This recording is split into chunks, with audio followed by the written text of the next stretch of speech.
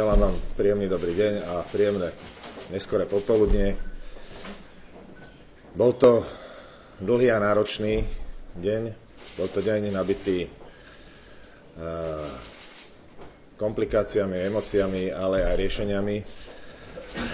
Čoho výsledkom na konci dňa je to, že pán Procházka sa oficiálne vzdal postu predsedu strany Sieť, za čo sa mu chcem poďakovať nielen za to, že sa vzdal, ale za tie 2 roky, ktoré tvrdo a neúnavne pracoval, aby tu Sieť dostal tam, kde Sieť patrí.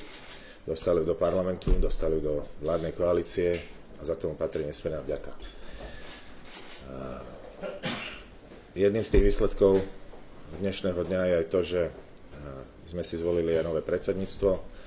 Ako máte možnosť vidieť, sú to ľudia okolo mňa a ja verím, že s týmito ľuďmi a s týmto tímom dáme v strane Sieť nový reštart, naladíme ju na nové podmienky, nové ambície a spravíme s nej modernú európsku stranu.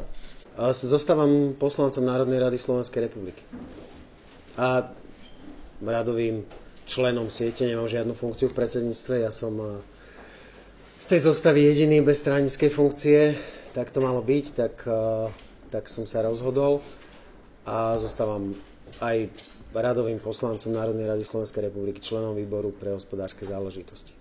V tejto chvíli to je stabilizácii pomerov, v tejto chvíli to vnímam ako manažerský úkol, beh na krátku trať, dať to dokopy, začať robiť dobré veci dobre a ten výsledok možno do budúcna sa dostaví. Medzi tie veci, ktoré chceme robiť dobre, je samozrejme aj komunikácia.